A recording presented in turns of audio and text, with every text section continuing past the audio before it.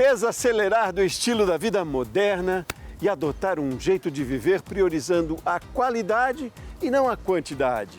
Conectar-se com um consumo com propósito, não apenas por impulso ou por comodidade. No Repórter Empreender de hoje você vai ver que os adeptos do movimento slow, a palavra em inglês para devagar ou sem pressa, criam uma demanda diferenciada que desde o final dos anos 80 tem se tornado uma ótima oportunidade de negócios para pequenos e médios empreendedores.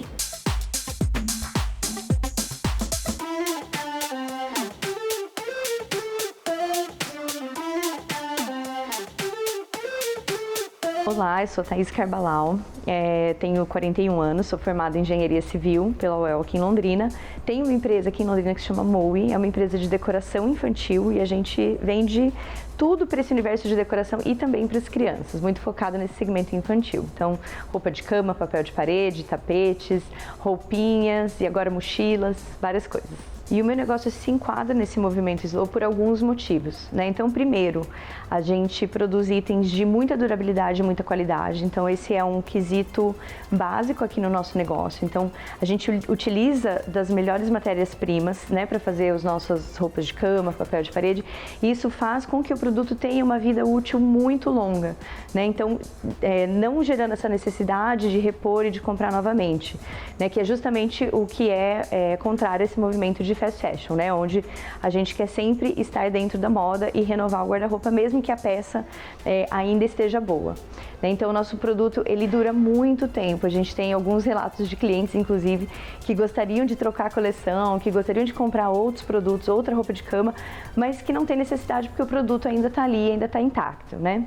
Então, esse é um dos pontos. Outro ponto é que a gente busca sempre, o nosso produto é muito estampado, né? Ele tem muito essa característica, esse design, essa cor. Costumo brincar aqui, se tem algum item que está na moda, por exemplo, flamingo, abacaxi, isso não vai aparecer na nossa estampa. E isso também faz com que o nosso produto seja um produto atemporal, que não caia de moda, que não tenha essa necessidade de se repor, né? Então, ele também vai a favor desse movimento slow. Outro ponto também é que a gente tem a nossa produção local, né? Uma produção pequena, não é uma produção que vem da China, que é gigantesca, né? Então a gente tem mesmo uma produção enxuta. A gente produz aqui o que a gente tem previsão de venda para os próximos meses, então a gente também não faz uma compra e uma produção gigantesca que a gente pode encalhar o produto, né, no futuro. Então realmente tudo que a gente produz aqui a gente vende, então a gente não tem desperdício de material e de produto que a gente tenha que descartar. E também a gente usa sempre materiais que dizem, né, que tem a ver com esse movimento, que respeita o meio ambiente e que também tem uma vida longa e que também, uma vez descartado, né, espero que daqui a muito tempo, também se descarte no meio ambiente de uma forma mais leve e mais rápida, né? Então a gente usa 100% algodão em todos os nossos produtos. Nosso papel de parede, ele é de papel, ele não é um papel de parede de plástico, então a gente evita também o uso de plástico nas nossas embalagens. Então todos esses pontos, né, acho que eu citei aqui alguns, eles contribuem para que a gente se enquadre dentro desse movimento e tenha realmente essa preocupação em fazer uma coisa que seja sustentável, um produto bom, que vai durar por muito tempo. Nosso produto é um produto caro, né, por todos esses motivos que eu falei, então ele é um produto focado mais na classe A, mas a gente também tem produtos super acessíveis. Uma coisa que é a nossa preocupação é que a gente tenha preços justos, né? Então, a gente sempre tem ali uma margem enxuta para que a gente possa oferecer um produto de qualidade para todo mundo, né? E a gente, obviamente, tem um preço diferenciado porque tem tudo isso que eu contei, né?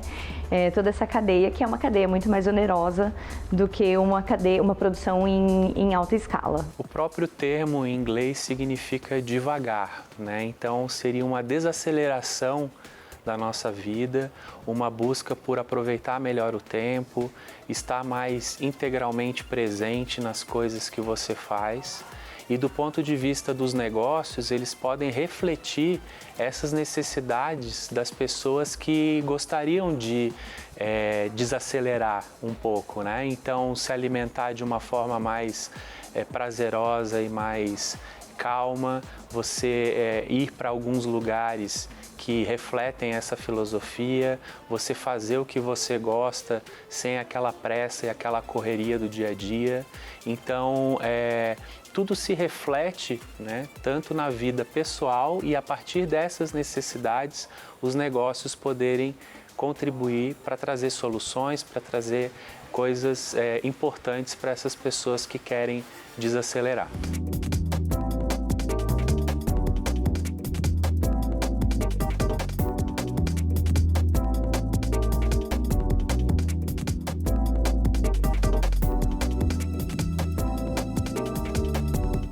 Meu nome é Luciana Reis, eu tenho 31 anos, nós somos formadas em design de moda.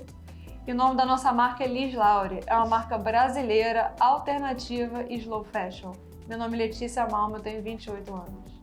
O nosso negócio tem uma pegada slow porque é uma coisa que combina mais com a gente, com o nosso estilo de vida, condiz mais com a nossa personalidade, porque é uma coisa realmente mais lenta que a gente queria implementar no nosso negócio, diferente daquela coisa frenética que é o fast fashion.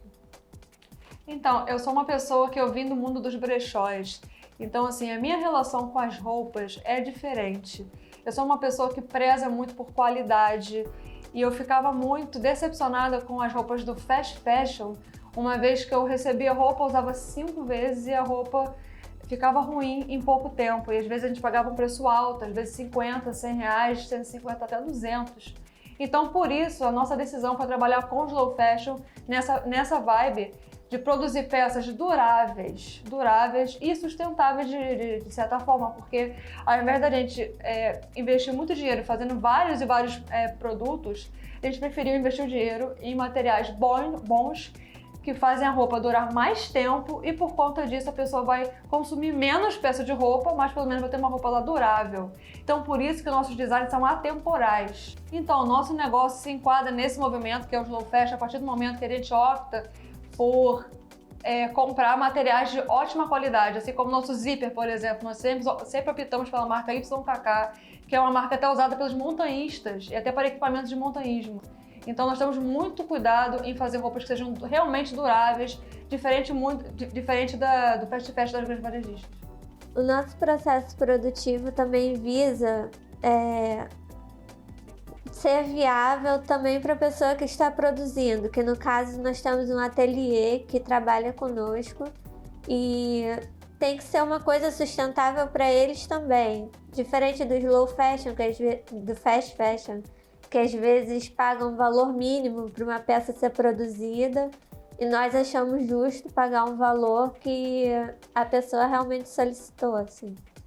Ou seja, as nossas peças são produzidas com mão de obra bem remunerada, porque eu acho que isso faz toda a diferença na composição. A pessoa produz com mais vontade de trabalhar pra gente, a pessoa faz com mais capricho, e esse é o nosso grande diferencial, esse é o grande diferencial da Liz Laure. Eu sou, sim, uma consumidora de produtos slow.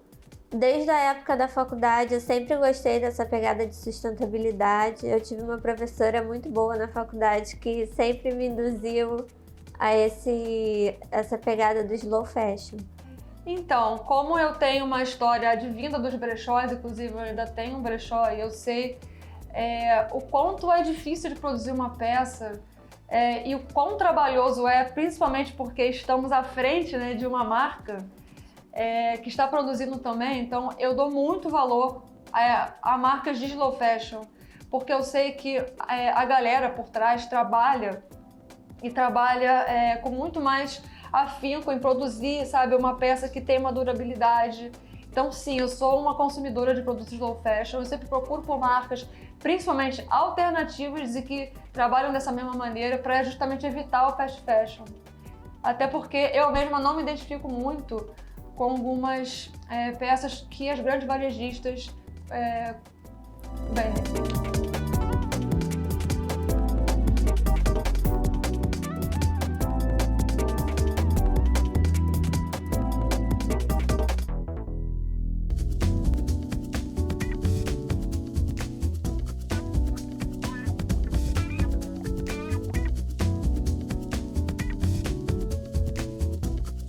A característica mais marcante desse movimento slow no nosso produto, eu diria que definitivamente é a qualidade, né? Então, e a durabilidade. Eu acho que isso que transforma e que compõe esse movimento. Então, a gente realmente ter um produto que dura por muito tempo, que ele não sai de moda, ele é slow, né, na própria definição da palavra, né? Então, ele demora muito tempo para ele ser enjoado e ser descartado. Então, realmente, essa característica da durabilidade dele e da atemporalidade das estampas que eu acho que caracteriza muito bem dentro desse movimento. É muito nichado, realmente, ter um negócio slow ainda, né? No Brasil, acho que é um movimento que vem crescendo, que vem tomando corpo, mas é muito mais comum a gente achar produtos manufaturados fora do Brasil, em grande escala, do que efetivamente encontrar produtos que são feitos ali artesanalmente quase, né? E numa quantidade muito menor e com muito empenho e muita dedicação. Ainda é um movimento também pouco valorizado, pouco entendido, acho que pelo público em geral. Mas com certeza, né, vem tomando forma, vem tomando corpo e eu acho que é uma tendência, acho que as pessoas vão passar a valorizar isso cada vez mais e entender que realmente é um benefício comprar um produto que tem todo esse cuidado do que comprar um produto que já vem pronto de fora. Com relação ao empreendedorismo, essa abordagem, essa tendência, né, às vezes essa filosofia ou esse movimento tem a tendência de um grande crescimento, porque é meio generalizado na vida das pessoas essa dificuldade que se tem em aproveitar melhor o tempo, em ter mais calma, em desacelerar, em priorizar, em favorecer os relacionamentos, né, de uma forma mais profunda, ao invés dessas coisas mais efêmeras, mais rápidas. Então, a visão que a gente tem é que ainda existe um longo caminho pela frente de crescimento, justamente porque é algo ainda novo enquanto abordagem, enquanto concepção. Muitas pessoas sentem essa necessidade, mas não sabem como fazer, como escolher essas questões, né? Como viver de uma forma mais leve e mais devagar. E aí, então, nós acreditamos que é um caminho ainda de muito crescimento e com grandes oportunidades para novos empreendedores desenvolverem produtos, soluções, experiências para essas pessoas que estão em busca de desaceleração das suas próprias vidas. Eu já sou consumidora desse tipo de produto slow. Eu acho que é uma coisa que está chegando ainda no Brasil, né, assim, aos poucos, mas é um movimento que a gente já vê muito forte acontecendo na Europa. E eu aprendi muito com o meu marido, a ter menos produtos e produtos de mais qualidade, que duram mais tempo. Então isso, assim, certamente eu aprendi em casa, não foi sempre assim. E para mim fez muito sentido, porque eu percebi que ao longo do tempo, né, eu gastava muito menos quando eu comprava, por exemplo, uma calça muito boa do que eu ter 5 calças que eram mais ou menos, né? Então eu aprendi isso um pouco ao longo da vida. Peguei também muitos exemplos da Europa, né, em viagens, enfim, em marcas que eu admiro e percebi essa diferença, né, essa valorização também de um produto de melhor qualidade, de maior durabilidade, pagando um premium por isso, né? Então, muito, por exemplo, o algodão orgânico, né, que a gente ainda não vê muito no Brasil, mas que existe muito lá fora e que é um algodão muito mais caro, que é de muito mais difícil, assim, extração. E ele tem um valor diferenciado, então as pessoas dão valor e entendem, né, que esse produto tem um valor diferente, que ele custa mais caro, mas mesmo assim eles aceitam porque eles entendem o benefício disso no longo prazo, né? Então foi uma coisa que aconteceu assim aos poucos, né, mas que eu me identifiquei muito e eu quis trazer isso para a Mowi, porque para mim fez muito sentido. Operacionalmente falando, é muito mais difícil conduzir uma empresa dessa forma, tem algumas questões, né? Uma delas é a produção. Então, a partir do momento que a gente faz uma produção pequena, né, ali para atender um volume, para a gente não gerar desperdício, eu tenho uma produção muito picada, né, ao contrário de uma produção super controlada que seria se a gente fizesse uma grande importação da China, por exemplo. Então, a gente tem essa rotina, né, semanal de fazer os pedidos de produção, isso demanda muito da gente. Então, é muito mais difícil, né, ter uma empresa que segue, no meu ponto de vista pelo menos, que segue o movimento slow do que uma empresa que tem grandes produções. Eu acho que a facilidade de se fazer uma produção grande é muito maior, né? Enquanto fazer uma produção mais enxuta é muito mais desafiador, né? Tem os contratempos, a gente tem uma rotina muito diferente, a gente tem uma gestão com as pessoas muito mais próximas, né? Então a gente tem um relacionamento com todas as costureiras, com toda a nossa cadeia de produção, né? Então é muito mais desafiador do que realmente fazer uma coisa muito rápida.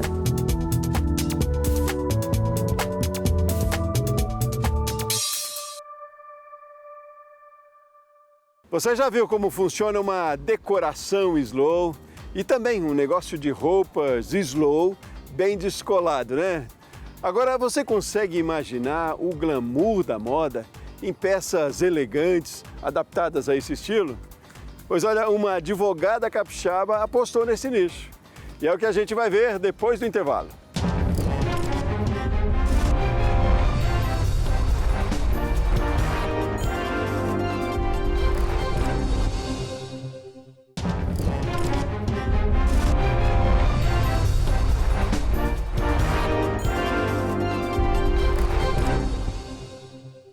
O termo slow fashion, ou moda mais lenta, moda sem pressa, ele surge para combater a indústria massificada do vestuário.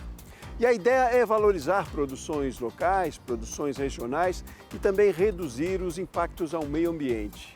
A aposta dos pequenos negócios slow fashion tem dado certo.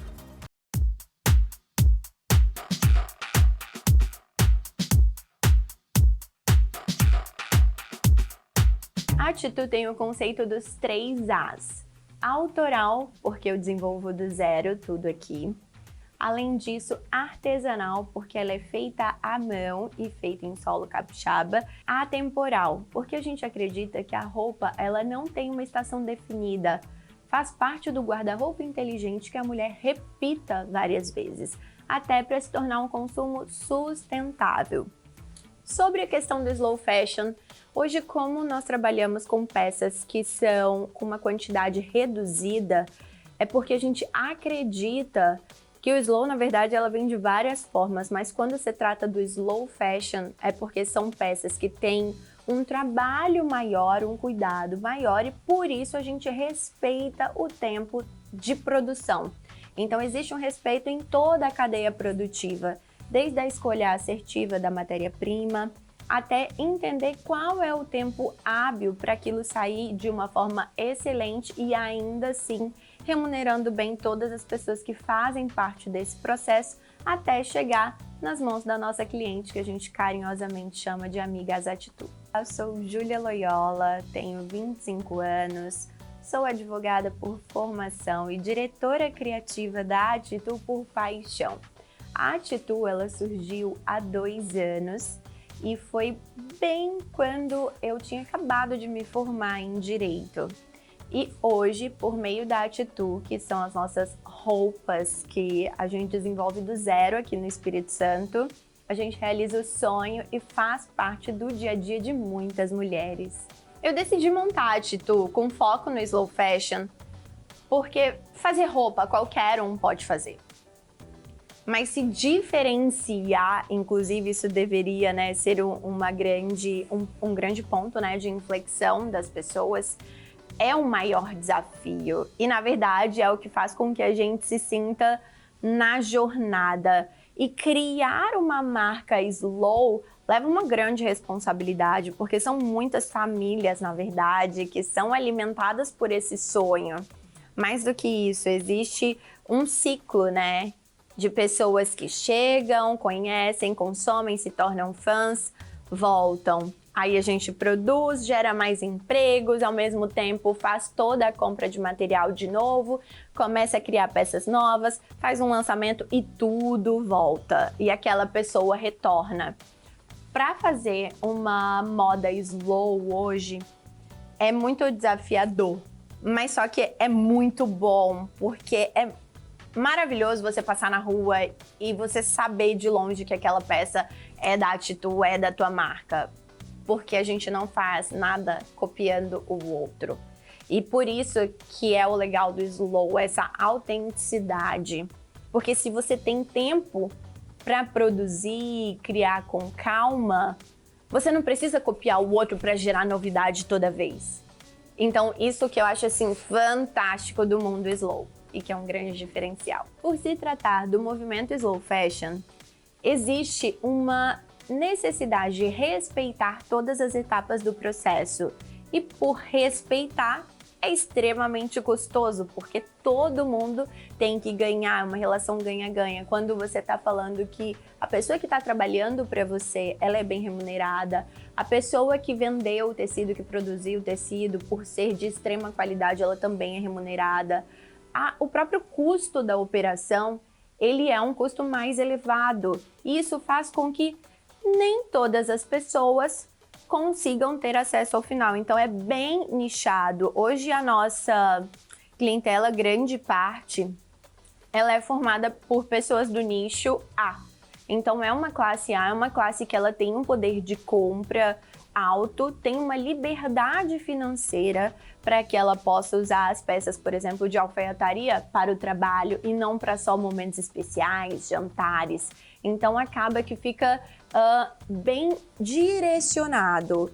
E a parte boa também de ser direcionado, nichado, é porque dentro desse mundo a gente consegue explorar uma grande experiência. Ou seja, a cliente, quando ela vem e degusta, vive a experiência da Atitude, ela consegue imergir no universo da marca.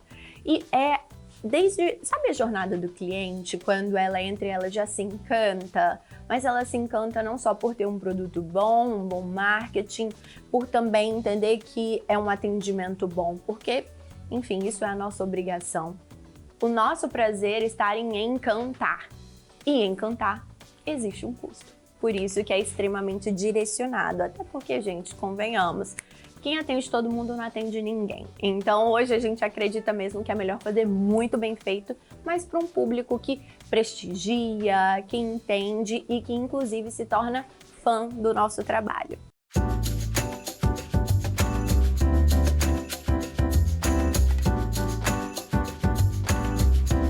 O movimento slow fashion, ele traz consigo essa ideia do devagar. E se é devagar, significa que ele tem atenção a todos os pontos, principalmente na cadeia de produção, até chegar o produto nas mãos da nossa cliente final. Quando você olha para o universo da Atitude, você consegue perceber todos esses detalhes, mas principalmente quando você pega nas peças e você entende que existiu um cuidado desde a seleção da matéria-prima. Quando a gente fala sobre os nossos tecidos ecossustentáveis, que tem fibras recicladas com fios dourados de lurex, e assim, isso é uma alfaiataria, né? Tanto que a gente desfilou no New York Fashion Week essa coleção. O mais interessante é que, além disso tudo, você percebe o cuidado. Se você vira a peça ao avesso, você olha que parece que ela é igual à parte de fora, de tão bem arrematada, de tão bem feita. Mas por que que existe esse trabalho tão bem feito, né? Por que que a gente tem esse resultado? Porque se trata de respeitar o tempo da pessoa que está produzindo. Porque quando a pessoa produz rápido, ela às vezes nem sabe o que ela está fazendo, porque ela tem que atingir determinada meta de quantidade de peças, ou porque acha que a peça não merece aquele carinho, aquele cuidado. Isso reflete no resultado. E aqui a gente faz uma curadoria desde assim dos aviamentos, das ponteiras douradas inoxidáveis, das correntarias inoxidáveis. Mais do que isso, é uma modelagem que ela demora a ser feita porque ela é feita na mulagem, no manequim, para depois ser provada várias vezes. Então, isso que a gente chama das características que são muito marcantes, principalmente no produto da Atitude. Porque quando veste, de tão assim que a gente respeita o processo, a gente percebe a diferença no corpo, porque a peça abraça. Então, por isso que assim, esse grande sucesso que, lógico, também nos levou 2 vezes para Nova York Fashion Week e para Paris Fashion Week. Então, a gente assim é super feliz porque é muito mais do que ter roupas. É uma marca que consegue projetar o Espírito Santo para o mundo.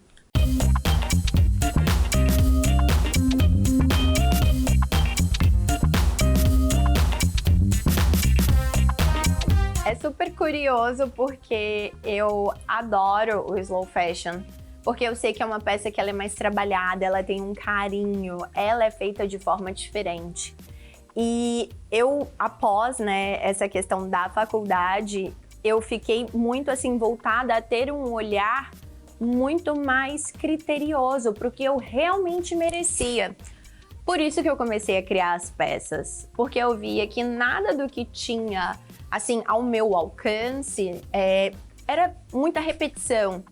Então pensei, gente, por que não fazer uma peça mais trabalhada, em tese a melhor peça da minha vida, para que aí sim eu entenda que mais pessoas também possam viver isso, ter a oportunidade de vestir e falar, uau, eu tô muito bem, eu me sinto pronta para qualquer coisa. E isso é muito legal, porque desde então a gente vê assim, digo até em relação a um caráter pessoal, que eu consigo observar a minha evolução de sair do fast fashion, que é novidade toda semana, nunca tá perfeito, você nunca tá com a roupa da moda porque amanhã já lança outra. É um consumo desenfreado que, assim, se a pessoa não consegue acompanhar esse ritmo, faz com que ela gere ansiedade, depressão, que ela se sinta inferior. E muito pelo contrário, na verdade não é uma roupa que vai dizer quem você é. Eu acho que o objetivo da roupa é valorizar quem realmente você é, mas na essência. A roupa é só para valorizar os pontos fortes, ponto. Então, por isso que, inclusive, na Atitude, a gente tem o A do atemporal, porque não tem essa questão moda vai, moda vem, mas a roupa continua. Então, isso é muito legal, porque você abandonar essa mentalidade do fast fashion e entender que você merece o slow fashion, que é melhor um blazer muito bom do que 4 mais ou menos, que aí você bota na máquina e o negócio daqui a pouco tá desengonçado, migra cor, é uma loucura. Aí sim você entende como é valorizar o teu próprio dinheiro, porque quer queira ou não, é um investimento no teu capital visual.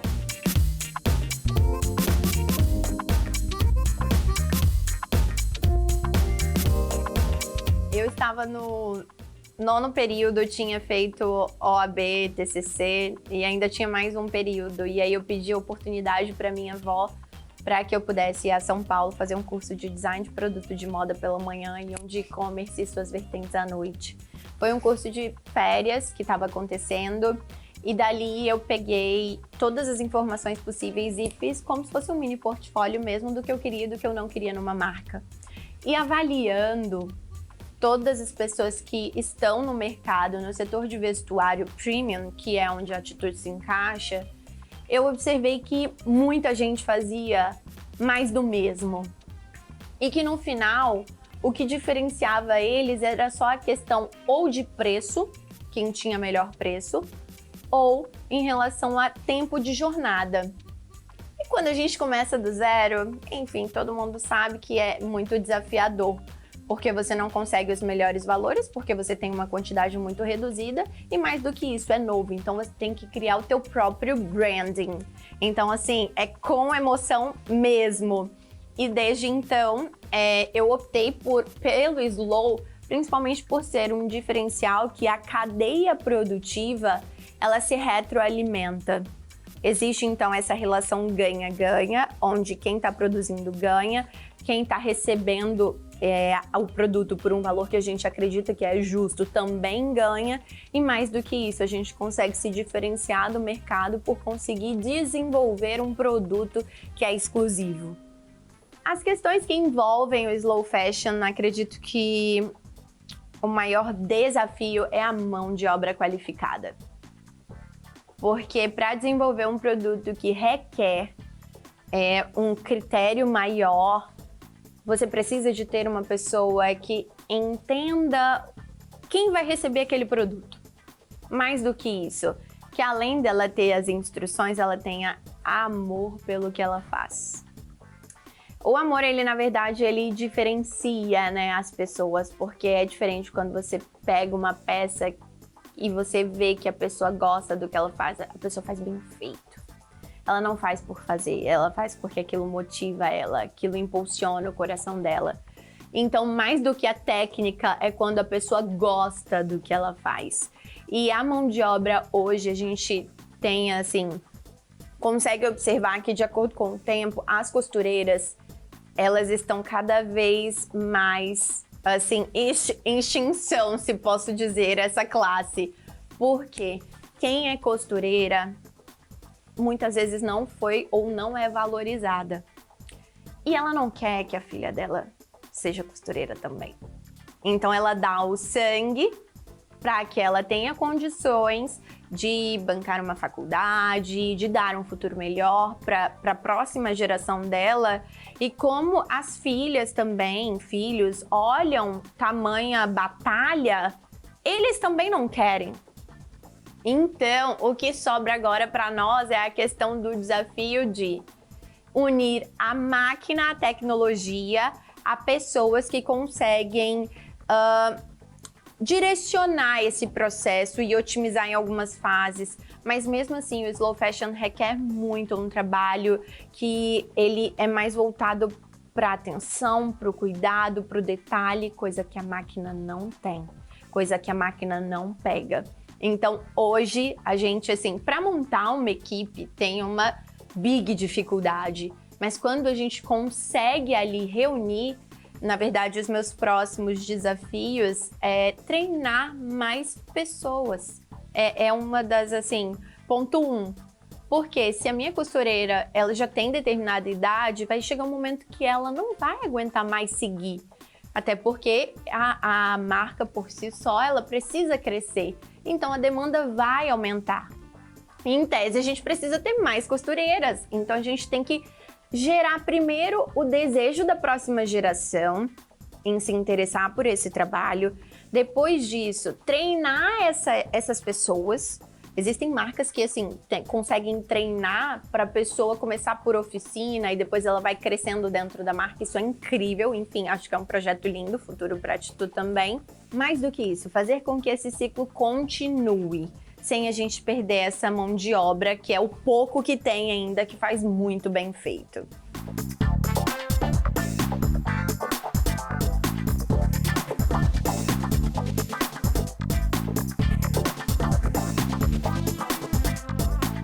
Não é novidade para ninguém que o fast food, né, os hambúrgueres, batatas fritas, enfim, que esse sistema, o tipo de consumo, ganhou um espaço maciço entre a população, né, tanto aqui no Brasil como no mundo inteiro. Mas no final dos anos 80, esse sistema também ganhou um contraponto, o slow food. E é o que a gente vai ver no próximo bloco. Eu volto já já.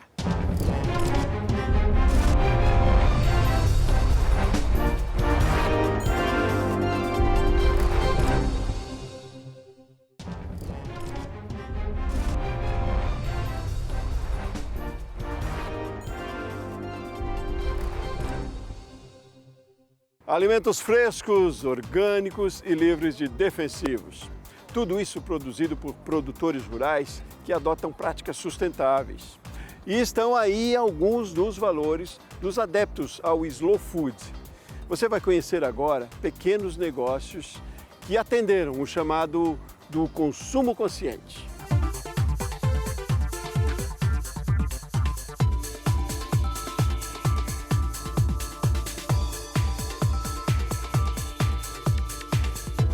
O conceito slow food, né, é um conceito integral, ele é um conceito inteiro, porque ele não só trata do alimento em si, mas ele trata também do que vem por trás disso, quem produz, a maneira como é produzido, né, e a maneira como ele é levado para a mesa.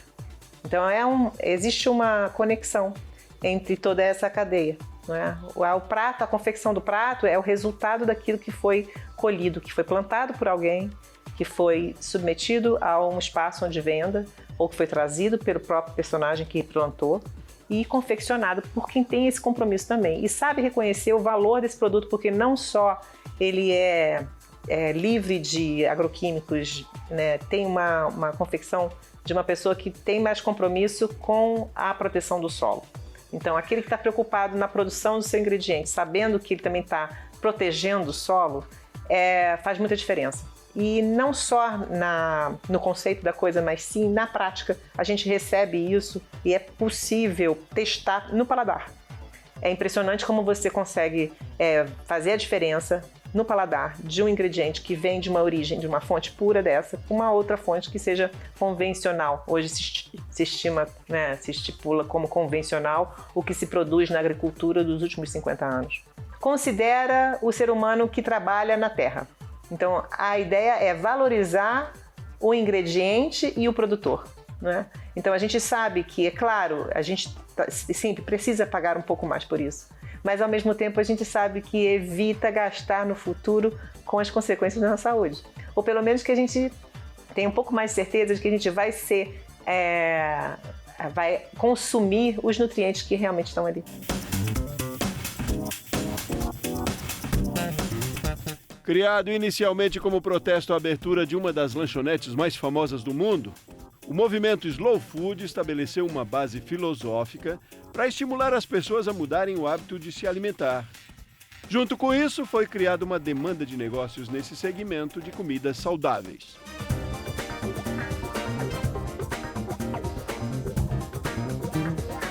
Meu nome é Maria de Lourdes, me chamam todos de Lourdinha, sim, mas esse é meu nome no negócio. E eu estou nesse negócio da cozinha há quase 20 anos. Eu tive uma formação segunda, eu tenho a primeira formação em economia e depois eu mudei de carreira, encontrei na cozinha o meu lugar. E estudei cozinha clássica, é uma cozinha clássica de técnica de culinária francesa. Fui muito atraída pela execução mesmo das receitas, pela elaboração dos cardápios, a dinâmica da cozinha. E em seguida eu descobri algo mais do que só a técnica, do que só a cozinha em si, mas sim a fonte, os ingredientes, de onde vem, né, quem produz e como é que se confecciona. Isso me interessou muito. Eu hoje trabalho para alguns clientes com eventos. São eventos completos, com cardápio entrada, principal, sobremesa. Eu gosto de levar também os aperitivos, às vezes até um chocolatinho ou algum biscoito para acompanhar o cafezinho no final. E os cardápios são desenvolvidos à medida que eu encontro inspiração ou no ingrediente ou numa região. Procuro manter o meu compromisso com os produtores mais locais, mais que trabalham em volta da gente. Temos ingredientes espetaculares, principalmente aqui no Cerrado. Trago sempre um pouco do toque da culinária local. Embora também tenha trabalhado muito com jantares em formatos temáticos, né? Se a gente busca alguém que gosta muito de berinjela, por exemplo, talvez eu faça um cardápio com um tema mediterrâneo, mas todos os ingredientes são oriundos da nossa terra, são pessoas que produzem aqui localmente, são com compromisso com uma produção de alimentos mais livres de agroquímicos.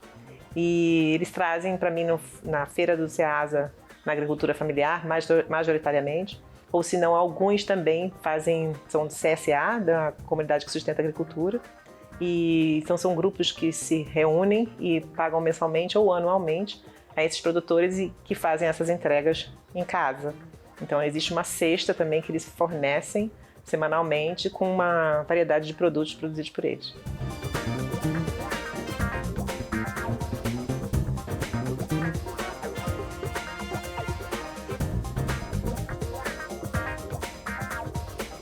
A gente está numa vida mais coerente, né, de que o compromisso é não só com a apresentação e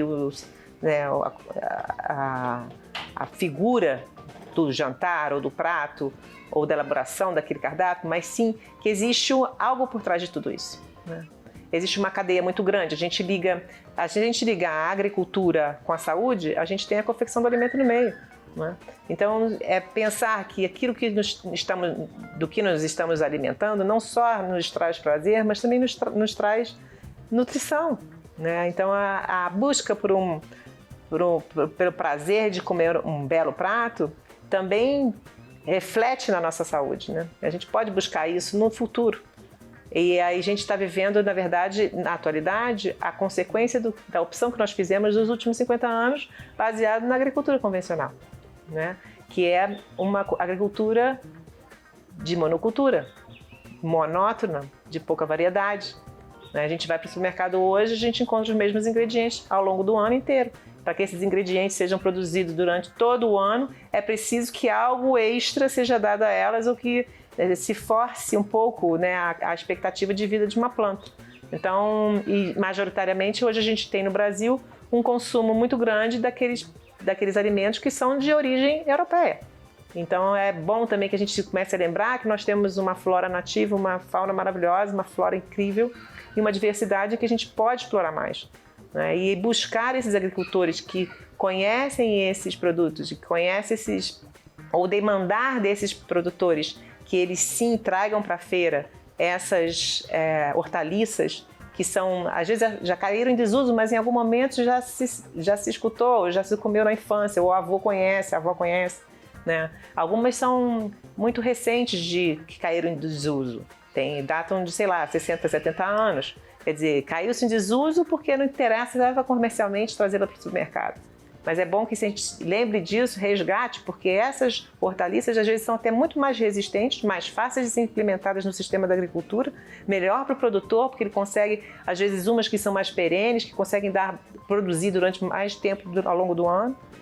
E ao mesmo tempo, a gente pode diversificar a variedade no prato, não é? A gente não precisa comer couve o ano inteiro, precisa comer alface o ano inteiro. A gente pode variar, tem capeba, tem corapronobis, taioba e outras plantas que são hoje chamadas alimentícias não convencionais, né? Muitas até não são as plantas inteiras, mas são partes da planta. Já se chegou a estudos valiosíssimos, hoje tem grandes estudiosos, biólogos com teses de doutorado defendendo essas vertentes da alimentação, que é preciso sim valorar e valorizar o produtor e aquilo que traz para a nossa mesa. Agora é preciso que a gente queira conhecer, que a gente esteja aberto para essa nova diversidade, esse novo conceito de alimentação que é preciso para que a gente tenha também uma diversidade de nutrientes e depois que fique mais interessante ainda os nossos pratos, né?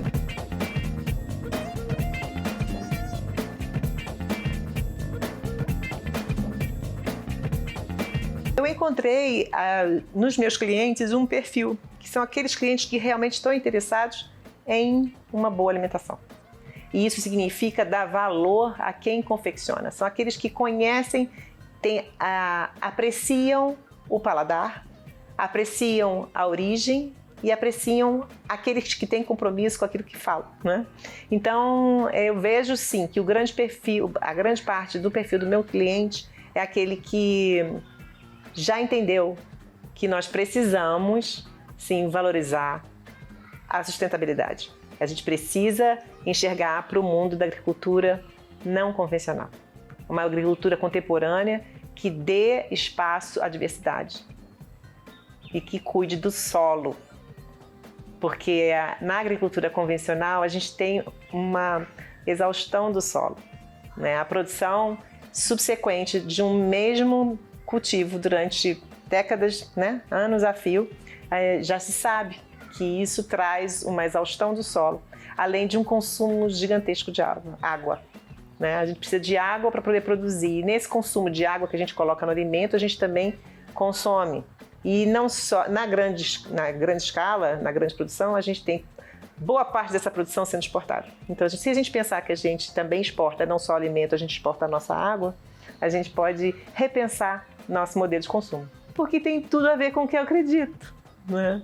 Ela é simplesmente o espelho da minha vida. Ela é o que eu represento, é o que eu gosto, é aquilo que eu prego, é aquilo que eu acredito. E eu, de fato, prego isso para minha família, para os meus filhos. Confesso até que eu já fui até chita em relação a isso, porque eu pregava isso quase que diariamente.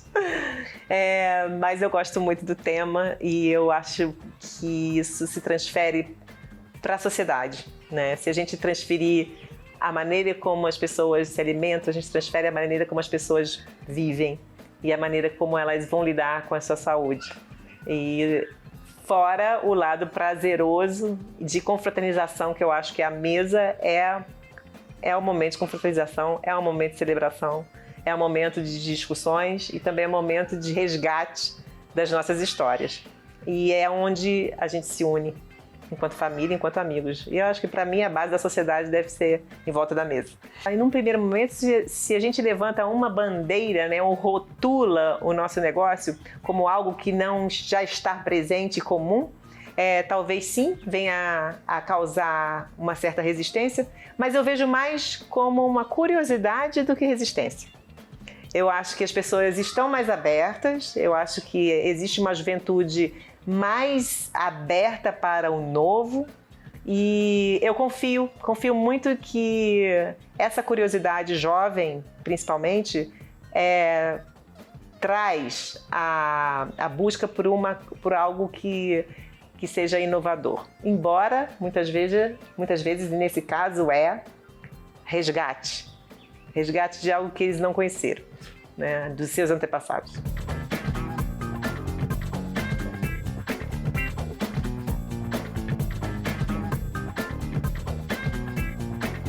Eu acho que é muito similar.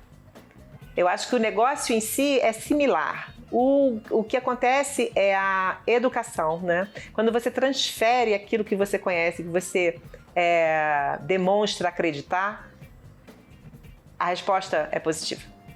É preciso, sim, a educação.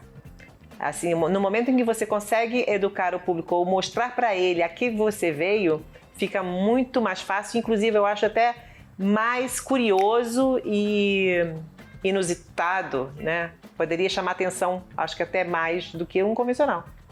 Acho que as pessoas precisam conhecer. Elas precisam do espaço da imprensa também. É preciso que haja mais curiosidade a respeito do que se trata. E não é tão cedo assim que esse movimento se instaurou, né? Desde 89, acho que o Carlo Petrini fundou esse movimento. Então a gente tem aí algumas décadas já. Mas a gente sabe que também as coisas, né, para se instaurarem, elas levam um certo tempo. Embora na atualidade, com a velocidade que nós temos das informações, das redes sociais e tudo mais, eu acho que é possível. Eu acho que é possível fazer isso em menos tempo. Agora, é preciso sim, eu acho que um papel fundamental do movimento Slow Food é o Slow Film, né? Os documentários que estão trazidos anualmente, inclusive aqui para Brasília, no Cine Brasília, aos meses de setembro, com quase regularidade em setembro, a gente tem no Cine Brasília uma mostra de cinemas do movimento Slow Film. Então, ali a gente consegue compilar, de certa maneira, a ideia e o propósito desse movimento. Grandes chefes hoje ao redor do mundo já conhecem o movimento, apoiam a causa e trazem para os seus restaurantes. É importante sim que não haja tanta gourmetização ou glamourização dessa filosofia. Isso sim, eu acredito. É preciso que a gente traga esse conceito para o dia a dia. É preciso que a gente entenda que temos que incorporar a diversidade no nosso prato no dia a dia, não é no restaurante apenas, não é no evento, não é só na celebração, não, ao contrário. Eu acho que sim, nos eventos ou no passar do tempo, a gente pode sim abrir mão do que é exatamente natural, para se lançar mão de algo industrializado, né, ou algo um pouco mais que a gente considera hoje comum, porque a gente inverteu as coisas, né? A gente chamamos de convencional hoje o que na verdade é o agroquímico, é a monocultura, é a produção extensiva. Quando o orgânico, que veio como uma inovação, era o que se cultivava a vida inteira, né? Toda a nossa história nós cultivamos orgânico. Em determinado momento, 50 anos para cá, sei lá, menos de 100 anos para cá, a gente começou a cultivar convencional, o que se institula hoje de convencional. Então, a gente fica com os termos trocados. Né? A gente não trabalha tanto na perspectiva de vai atrapalhar a produção e tal, porque se trabalha numa lógica de valor agregado e não tanto de produção em grande escala ou em grande quantidade, o que permite com que os pequenos negócios também se beneficiem do processo, porque o pequeno negócio consegue colocar esse diferencial dele no desenvolvimento desse produto ou dessa solução, né? E não só apenas as grandes empresas participarem desse novo mercado.